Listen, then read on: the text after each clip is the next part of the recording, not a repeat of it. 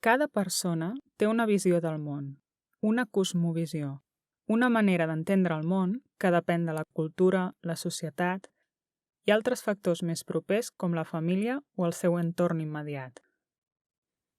A la vegada, també cada societat o cultura té una cosmovisió determinada, que reflecteix una manera pròpia d'entendre el món i la realitat. D'acord amb aquesta cosmovisió, cada societat té unes necessitats i preocupacions determinades, que es poden expressar en forma de pregunta. I aquí és on entra la filosofia. Nietzsche va dir que la societat contemporània, la nostra societat, és nihilista, perquè la nostra experiència de la vida expressa la manca de sentit. Durant molts segles, el que havia donat sentit a la vida havia estat la creença en l'existència d'un Déu únic i omnipotent, però ara Déu ja no és la resposta. Com que tenim l'experiència de la manca de sentit, ens fem aquesta pregunta. Quin sentit té la nostra vida? Aquesta qüestió, que per nosaltres és natural, no tindria sentit per un grec de fa 2.700 anys. Els antics grecs no eren nihilistes. No tenien aquesta experiència de manca de sentit de la vida. Deia Nietzsche que el poble grec era tan vital que no es podien preguntar pel sentit de la vida. Els grecs eren, per altra banda, tràgics, i la seva experiència quotidiana reflectia aquesta tragèdia. La realitat és múltiple, canviant. Dins d'aquesta tot es mou, tot passa, tot desapareix. En aquest marc de pensament, les preguntes que tenien sentit eren: com puc entendre el món si canvia constantment? És possible que hi hagi una cosa permanent, cognoscible, en una realitat on tot sembla que desapareix?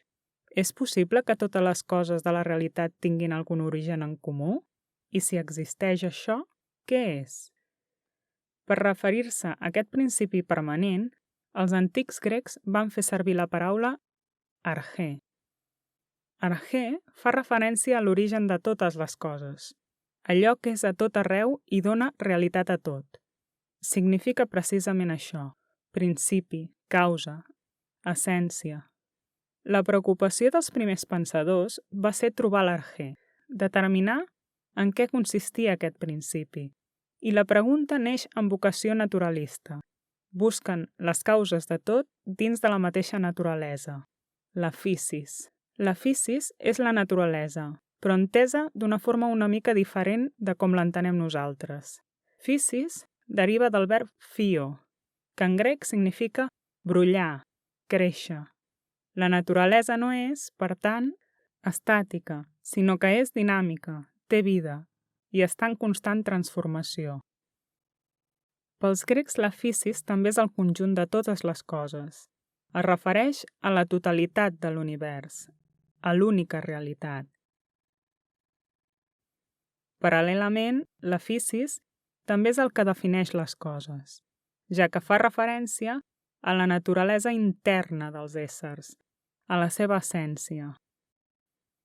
La naturalesa és dinàmica, defineix la constitució de les coses i al mateix temps abasta tot el que existeix. Això significa, en el fons, que totes les coses tenen un mateix origen, un mateix fonament natural.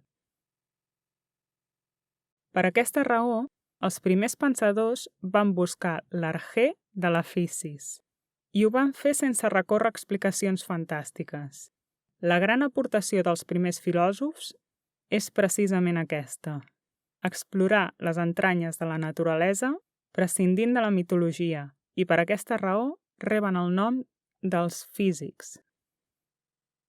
En els propers vídeos veurem en què consisteixen les seves teories.